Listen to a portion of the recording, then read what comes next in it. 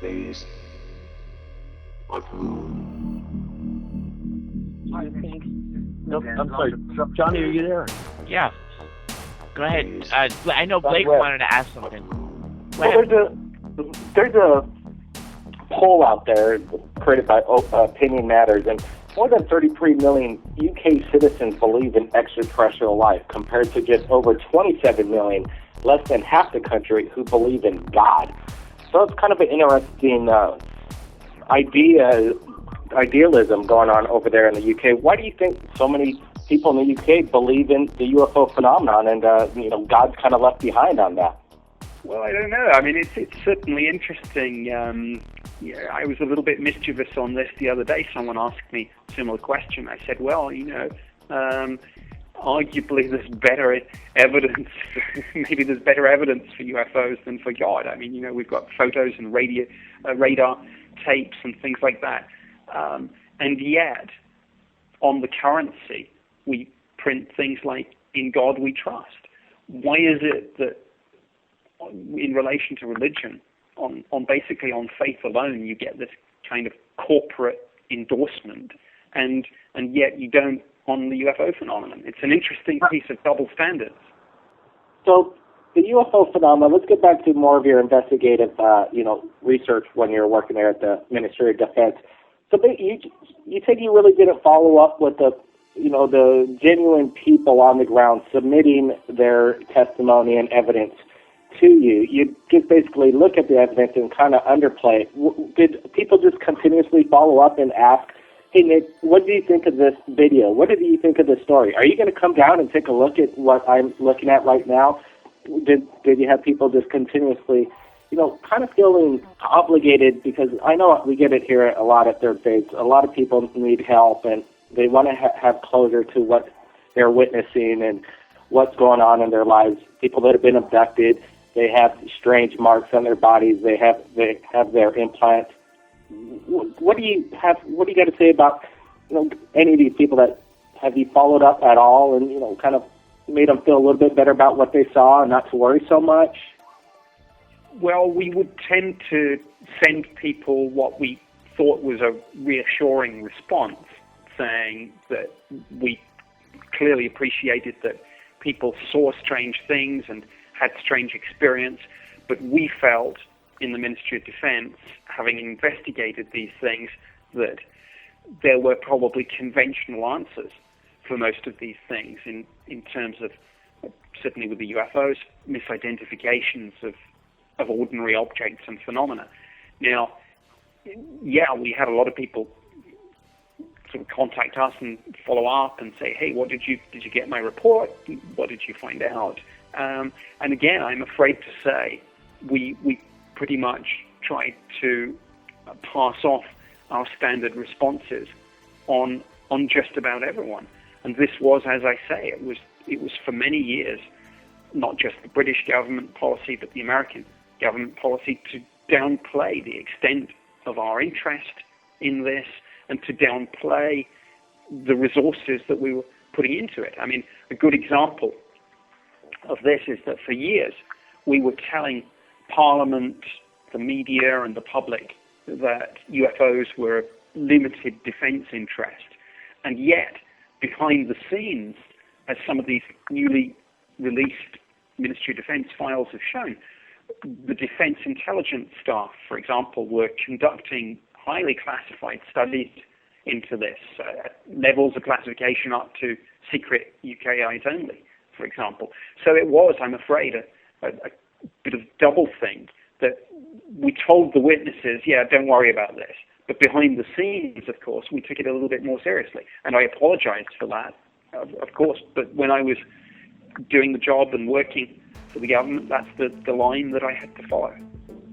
Mr. Pope, I want to ask you a question. We Third Phase of Moon spoke to Edgar Mitchell recently, and we're going to have a more extended interview coming up, which will be shown on Third Phase of Moon Radio, and a portion will be played right here on Revolution Radio next week. But nonetheless, a man of his stature who spoke at the citizen hearing along with you, who said he was alive in Roswell during the time and knew people who were part of the cover-up, and he knew that astronauts before him saw things, anomalous things in space. Astronauts after him saw anomalous things in space, and he believes that the truth needs to be told now. What do you think of such important people coming forward, and such as yourself, men with integrity? We had Captain Solace on not too long ago, and the people of this unimpeachable qualities are people say we need astronauts, we need government officials, and we need astronomers and also military witnesses. Well, they're coming forward and they're speaking.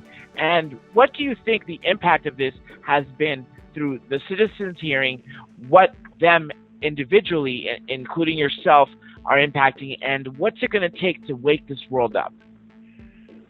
Well, I think that certainly on the citizens' hearing on disclosure, I mentioned that I thought that it was a success. I think it will be a bit of a slow burner, but it's undeniably moved the question, the issue forward. Your point about Edgar Mitchell is a really interesting one because, in a sense, when skeptics say, "Well, we'd need astronauts," we've got them. You'd need pilots. Well, we got them. You'd need government officials. Yeah, we got them too. It poses the follow-up question, well, what will it take? Because certainly if somebody like Edgar Mitchell, all-American hero, one of only 12 people to walk on the moon, if he says this is real, and yet it doesn't kind of really seem to impact on the mainstream media in the way that you would think, who would it take? Well, and, inescapably, and before you say, well, maybe a president, well, both Carter and Reagan, of course, had their own sightings, but I suspect it would take maybe it would take a serving president to do it. I don't know, but I turn the question around. I ask you, what would it take? What it suggests to me is that testimony alone will never be enough. What I think it would take something like a Snowden, somebody in the inside, the military, that has possession of either video of extraterrestrial.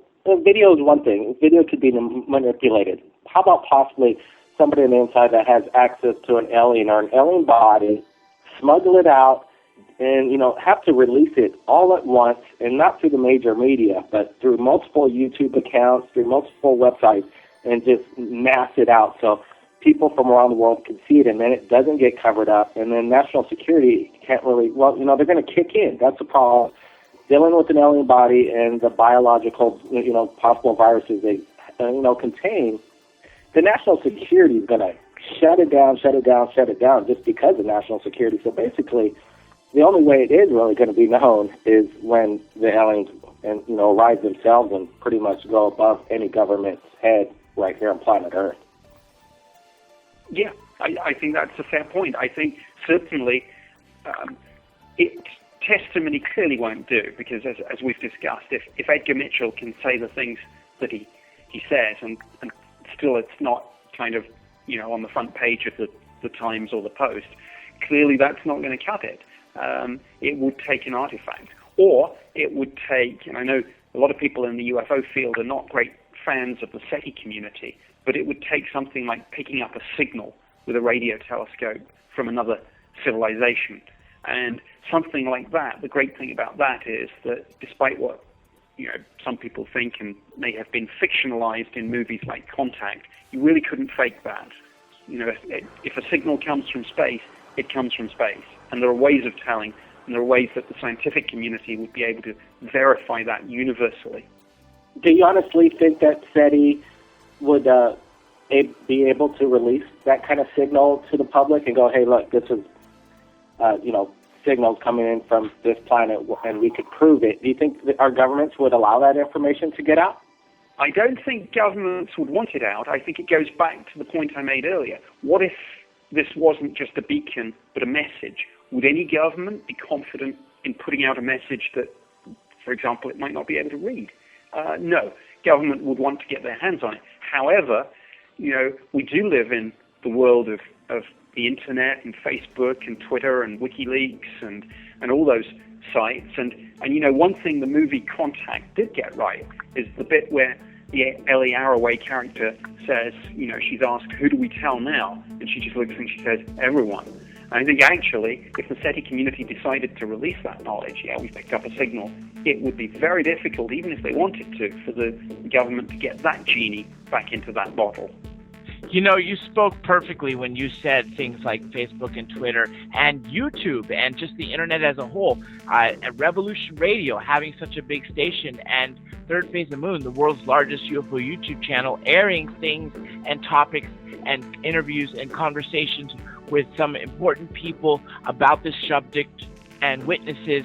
If it's not being done by the mainstream media, that it's being done now. And in some way, this is helping disclosure, whether they like it or not. This may be a reason why they want to shut or at least start monitoring and having some censorship control over the media. But nonetheless, I wanted to actually change gears and go to something that's really important to the world right now. And the world is so much on edge because of Syria. And there have been rumors that there have been stargates with extraterrestrials visiting Earth thousands of years ago in the Sumerian Empire, in the Egyptian Empire, maybe the Greek Empire, the Roman Empire, all those times, and the Aztecs and Mayans. Do you think that it's possible that because people have said that there are more UFOs visiting Syria now. There have been a couple of reports that have come forward. There are no footage, sadly, but just some people saying it. What do you think the implications are if we get involved of this possibly leading to World War III? And do you think there is a Stargate there, and possibly do you think if maybe the ETs would intervene, or what would they do, just maybe observe? Well, I think, first of all, there's no doubt that the whole situation in Syria is an absolute humanitarian catastrophe. Unfortunately, it's a very difficult situation where kind of some of the traditional issues that you sometimes get in, for example, the Second World War, which was quite clearly a titanic struggle between two fundamentally different ideologies. And, you can say there was a clear kind of good side and bad side there. However, the whole Syria situation is a lose-lose one. And clearly, the current regime is one of the most repugnant and repressive regimes on the face of the planet. And clearly, there does seem to be very strong evidence that regime has used chemical weapons against its own people. I mean, certainly the UN assessment on how many people have died in the civil war, the independent evidence from people like Doctors Without Boundaries, and seems to point to that. But unfortunately, some of the people fighting against the regime don't seem to be much better. And I mean, clearly there are links there with Al Qaeda, and for example, and so the traditional saying "my enemy's enemy is my friend" is not true. And I mean, what do? Do you bomb a chemical weapons site? Well, no, you don't, because that tends to just release into the atmosphere the very thing that you're so concerned about. So then you have this situation where the president's gone to Congress. The UK had its vote in Parliament, and Parliament said, no, we're not going to authorize involvement in military action here.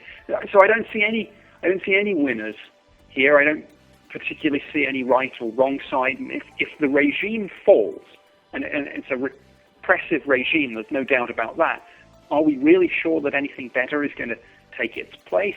Are we sure that the chemical weapons that we know that regime has and other weapons aren't going to leak out to groups like Hezbollah? No, again, we're not sure. So I don't know what's going to happen. I mean, I think it's almost inevitable that there's going to be some sort of punitive strike against the regime, but what it's going to achieve, I don't know.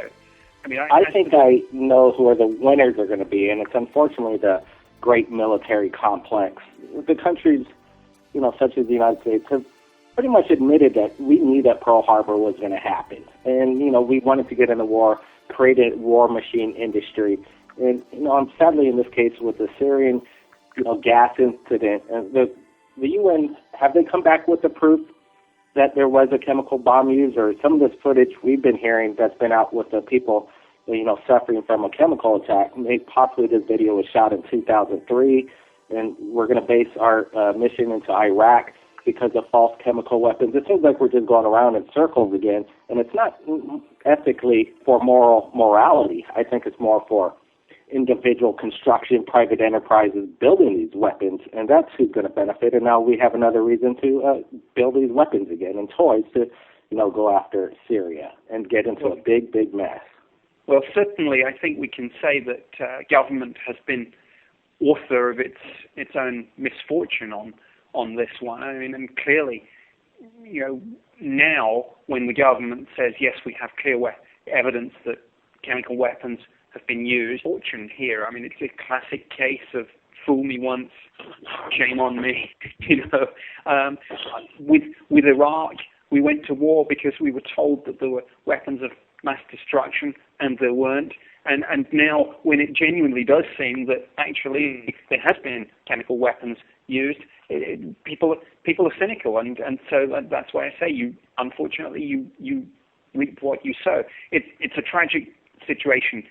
Turning from the politics to the question about Stargates, I mean, I'm not convinced. I mean, I think every time there's a war or a military build-up, we hear these rumors. I remember when some pirates in Somalia was the big issue, and the military went to that area. There were rumors of a Stargate.